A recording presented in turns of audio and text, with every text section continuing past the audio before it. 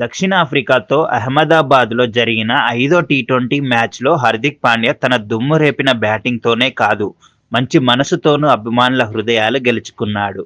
మ్యాచ్‌లో హార్దిక్ తొలి బంతికే భారీ సిక్సర్ బాదాడు. అది బౌండరీ వద్ద ఉన్న కెమెరామన్ భుజానికి బలంగా తగిలింది. ఆట కొద్దిసేపు నిలిచిపోయింది. వైద్య సిబ్బంది చికిత్స చేశారు. ఇన్నింగ్స్ ముగిసిన వెంటనే హార్దిక్ నేరుగా అక్కడికి వెళ్లాడు. కెమెరామన్‌ను ఓదార్చాడు. ఆప్యాయంగా హగ్ ఇచ్చాడు. గాయమైన భుజానికి స్వయంగా ఐస్ ప్యాక్ పెట్టి సహాయం చేశాడు. ఈ మానవీయ గెస్చర్ సోషల్ మీడియాలో వైరల్ అయింది.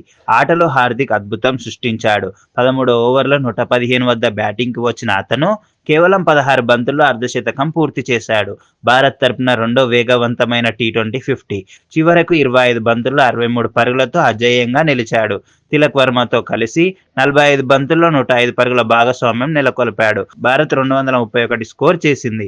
దక్షిణాఫ్రికా 201కే పరిమితమై 30 పరుగుల తేడాతో ఓడింది. సిరీస్ 3-1తో భారత్ సొంతం చేసుకుంది. హార్దిక్ ఆట, మనసు రెండూ అద్భుతం.